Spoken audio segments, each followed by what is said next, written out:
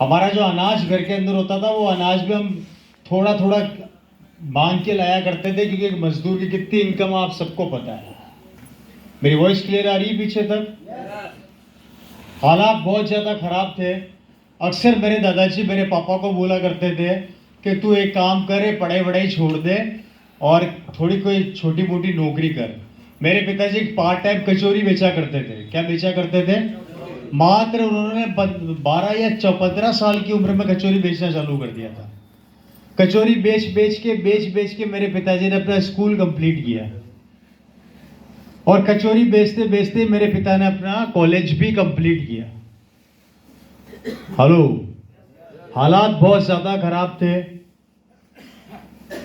कभी रोटी मिल जाती थी, कभी रोटी नहीं मिलती थी। कमरे का किराया देने तक के पैसे नहीं होते थे, तो 4-4 महीने का किराया पेंडिंग हो जाता था। वो कमरा आज भी मेरे को ध्यान है, वो कमरा आज भी उस जगह पर मौजूद है जिसमें मेरे पिता ने अपना बचपन निकाला। बहुत मेहनत करी। राजस्थान में एक जगह है अजमेर। अजमेर में कॉलेज है, डीएवी कॉलेज, पता करना। उस डीएवी कॉलेज में मेरे फादर ने अपना कॉलेज कंप्लीट किया था, और कॉलेज से निकल के मेरे फादर सीधे राजस्थान सरकार के अंदर ज्वाइंट डायरेक्टर बन गए, इक्वल टू आईएएस ऑफिसर।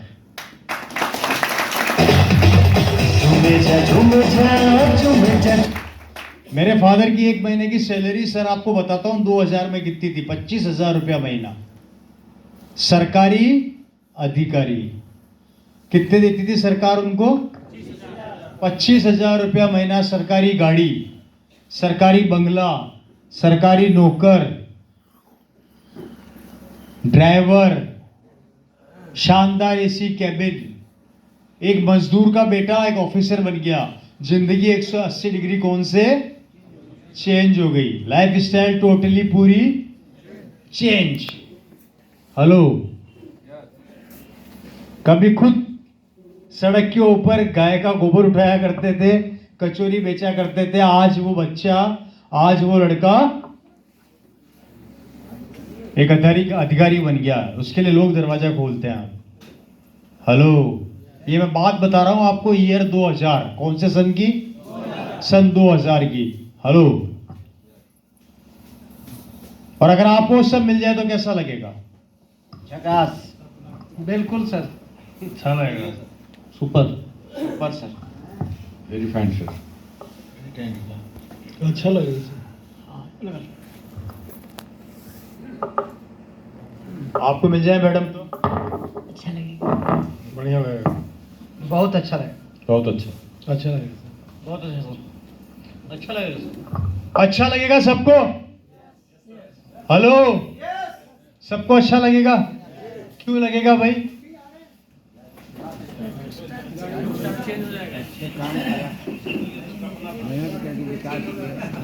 सब कुछ मिल गया, सपना तो अच्छा लगेगा, है या नहीं? चलो अब इसको थोड़ा दूसरे तरीके से समझते हैं, ठीक है?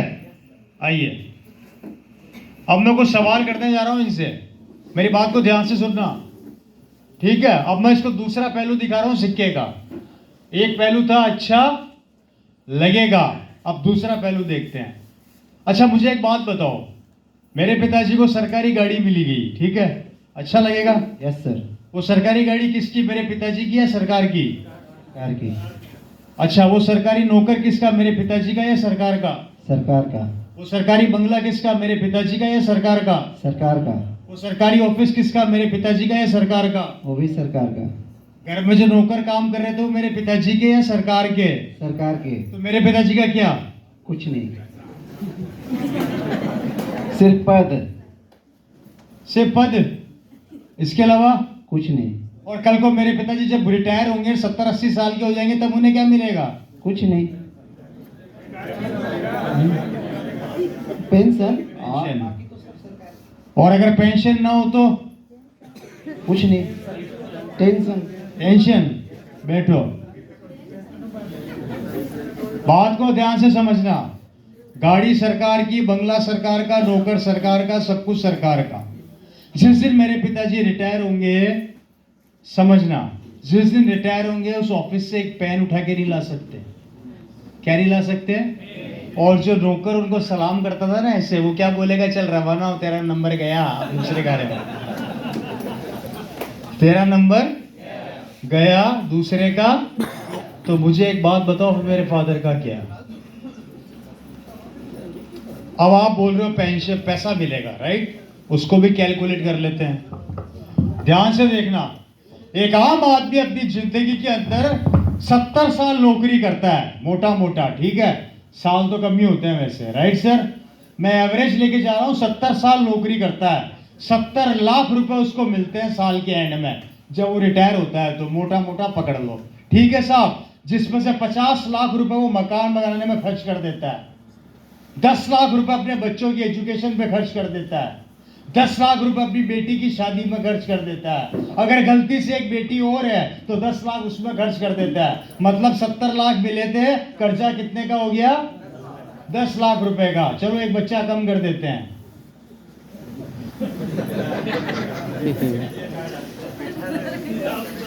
हिसाब किताब बराबर कर देते हैं, नहीं तो आप बोलोगे ये तो बच्चा बढ़ा रहा था जबरदस्ती। मैंने एक बच्चा कम कर दिया। 70 लाख रुपए मिले, ये 70 लाख साहब, उम्र हो गई थी भाई साहब की 80 साल। कितने साल? 80 साल की उम्र तक आते आते सारा पैसा साहब बैंक में बैलेंस हो गया मुर्गी का अंडा। क्या हो गया? जीरो। और 80 साल की उम्र में ही अपनी बहू से बोलता है, अरे बहू एक कप चाय दे दे। तो बहू बोलती, चुपचाप कोने में बेटर है, टाइम होगा तब दूंगी। है या नहीं? आपके यहाँ ऐसा नहीं होता, हमारे वहां पे ऐसा होता है, ऐसे बहुआ बोल देती है, राइट सर?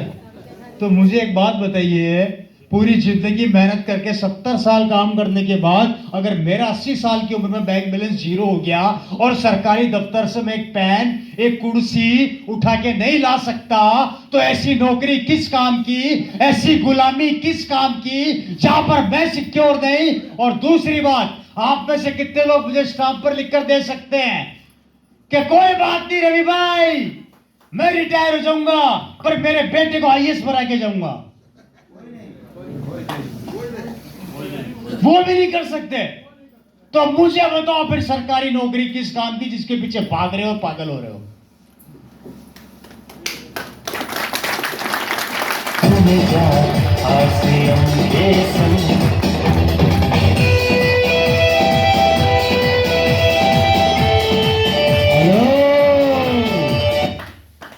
किस काम की वो सरकारी नौकरी का 70 साल की उम्र के बाद भी अगर मुझे यह हालत करनी पड़े, मेरे परिवार का यह हाल हो जाए तो? और आरसीएम बोलती है कितने साल के हो गए?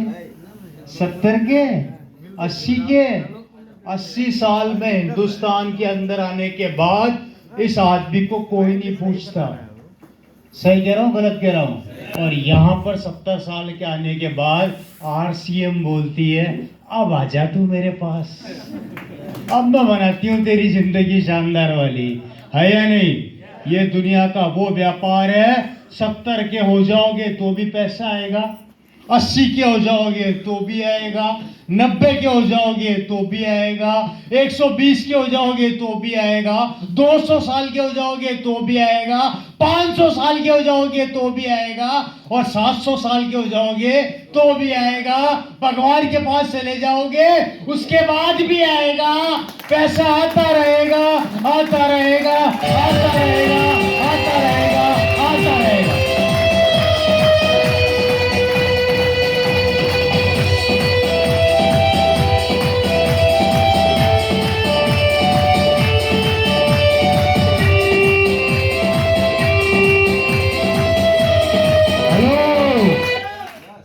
तो वो 70 साल की नौकरी ज्यादा अच्छी यार, सिम ज्यादा अच्छा? उड़ गया ढक्कन, सब पता है मुझे, आने दे इधर। ऐसे ही होता है भैया, जब बात पते की होती है तो चीजें उड़ने लग जाती है। हेलो, अब आपको डिसीजन लेना है कि या तो किसी का गुलाम बन जाओ या मेरी तरह मालिक बन जाओ। जीवन के हर कदम पर समझो। सिमिलर बात मेरे फादर को समझ में आ गई कि यार नौकरी से तो जिंदगी बदल नहीं सकती, कुछ तो अलग करना पड़ेगा। यहाँ पर एक चीज और समझाने जा रहा हूँ, इंपॉर्टेंट समझना। हमारी सबसे बड़ी गलती क्या, हम अपने ब्रेन को लॉक कर देते हैं। ब्रेन को लॉक कैसे करते हैं, मैं एग्जांपल देके समझाता हूं। अगर आप महीने का 50,000 कमा रहे हैं तो आप क्या बोलेंगे कि यार 50,000 आ रहा है, मेरी जिंदगी तो चल रही है शानदार, राइट सर।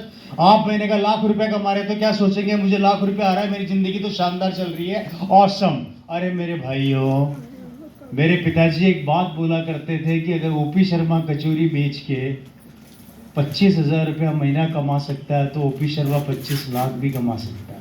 वाह।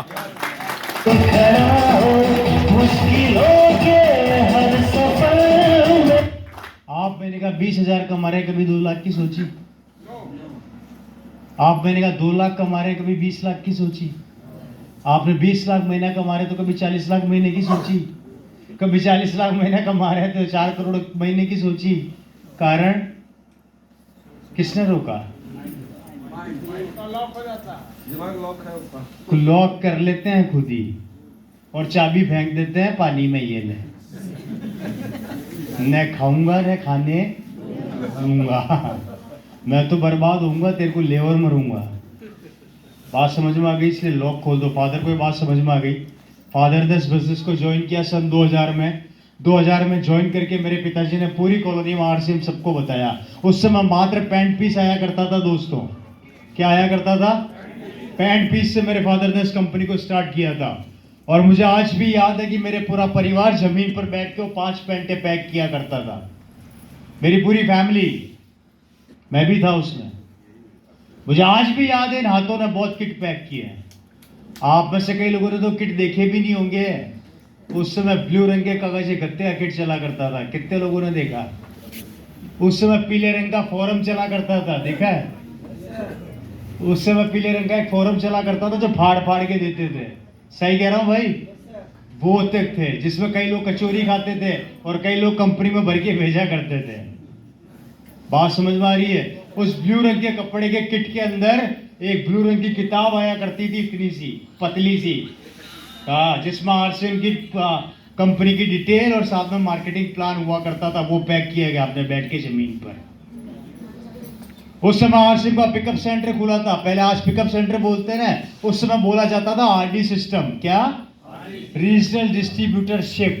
वो मेरे घर में खुली थी 25,000 रुपए से, और उस डिस्ट्रीब्यूटरशिप का नाम था पीके डिस्ट्रीब्यूटर्स, जिसके आज भी मेरे पास बिल पड़े हुए हैं। मैं कोई बात हवा में नहीं करता। उस समय आरसीएम इतनी सी थी जब मैंने देखा था, आज आरसीएम हाथी है। दिन रात दौड़े, पूरी कॉलोनी में आरसीएम बताया। सबसे शानदार बात पता है क्या हुई सर? आग लग गई। पूरी कॉलोनी में आरसीएम बताया, किसी ने ज्वाइन नहीं किया।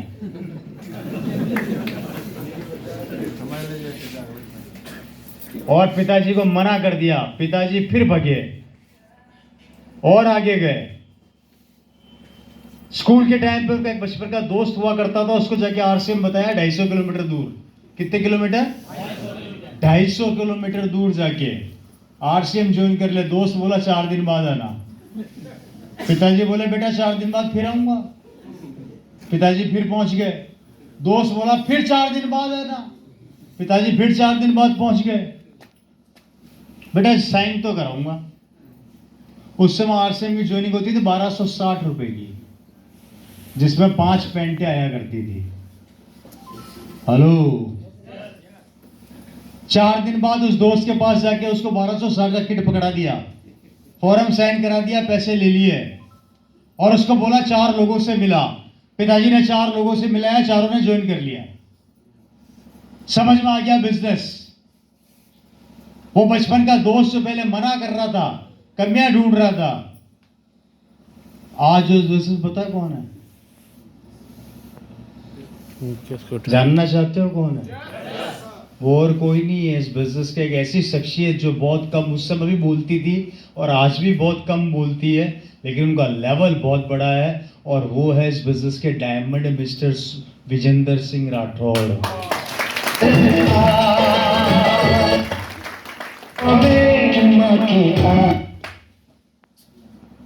लगातार चलते गए, रुके नहीं। लगातार दिन रात मेहनत करी। आज मेरे फादर इस दुनिया में नहीं है, उनके जाते ये बिजनेस ट्रांसफर हुआ, मेरे पास आया। जब ये मेरे पास आया तो मैं डायमंड ज्वेलरी का काम कर रहा था, मेरा डायमंड्स का बिजनेस था, क्योंकि मैंने बेल्जियम से डायमंड का ग्रेजुएशन किया हुआ है। बेल्जियम से इंटरनेशनल जेमोलॉजी इंस्टीट्यूट से मैं डायमंड ग्रेजुएट हूँ। तो वहाँ से एजुकेशन लेने के बाद मैंने full time RCM business start किया। मेरे पास दो रास्ते थे, या तो मैं अपने डायमंड का काम करूँ या आरसीएम का काम करूँ। डायमंड के बिजनेस में मैं ऑलरेडी बहुत पैसा कमा रहा था, लेकिन पिताजी बोला करते थे इससे बेहतर धंधा कोई नहीं है। मैंने अपने डायमंड के बिजनेस को कब बंद कर दिया। मैं ज्वेलरी डिजाइनर हूँ, मैं ज्वेलरी को डिजाइन करता था, ज्वेलरीज में डायमंड सेट करता था, और सेट्स मेरे बहुत महंगे महंगे बिका करते थे। 15-15, 20-20 लाख रुपए के मैंने सेट बेचे हैं मार्केट में। सिंगल हीरा मैंने 20-20 लाख, 25-25 लाख, 50-50 लाख तक बेचा हुआ है। तो मैं उस काम में था, उस काम को मैंने बंद किया, फुल टाइम आरसीएम में आया। आज मेरे पिताजी इस दुनिया में नहीं है, और जो इस बिजनेस का नियम है कि आपके जाने के बाद ये बिजनेस आपके परिवार को ट्रांसफर हो जाता है, और वो चीज़ मेरे पास हुई है। जल्दी ही बदलेगा मंजर।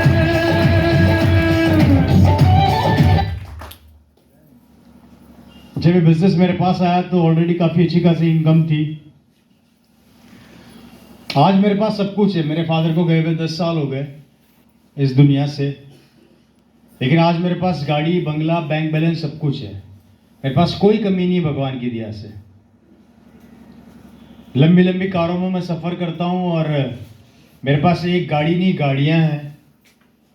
मेरी सबसे महंगी कार है, जिसमें से आप लोग, कई लोग नाम जानते भी हैं, देखी भी है।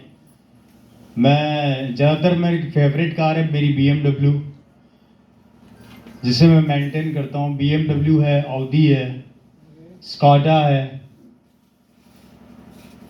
किया है, फोर्ड है, फॉक्सवैगन है। ये मेरी गाड़ी को कलेक्शन है जो मेरे घर में खड़ी रहती हैं।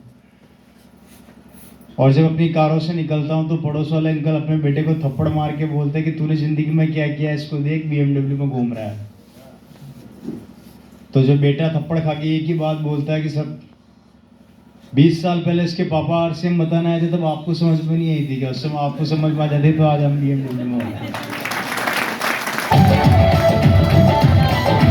हाँ, समझ में आ रही है? क्यों तरसता है तू बंदे, जल्दी ही बदलेगा मंजर। या तो इंतजार करो कुछ होने का, या खुद इतिहास बना दो। कुछ होने का इंतजार करोगे तो कभी भी इतिहास के पहले पन्ने पे नहीं आओगे। और खुद अगर इतिहास रचना सीख गए तो इतिहास कभी आपको भूलेगा नहीं। इतिहास कभी आपको, क्योंकि दुनिया नंबर 1 को ही याद रखती है, नंबर 2 को कभी याद नहीं रखती। बात समझ में आ गई मेरी? इसलिए खुद इतिहास बनना सीखो। आज सब कुछ है। मेरा जयपुर में भी कॉम्प्लेक्स का काम चल रहा है, बहुत लंबा चौड़ा कॉम्प्लेक्स बन रहा है। कोई कमी नहीं है, कोई कमी नहीं है। करने 4 काम है। पहला काम, खुद के बिलीव लेवल को कभी कमजोर मत होने देना। दूसरा काम,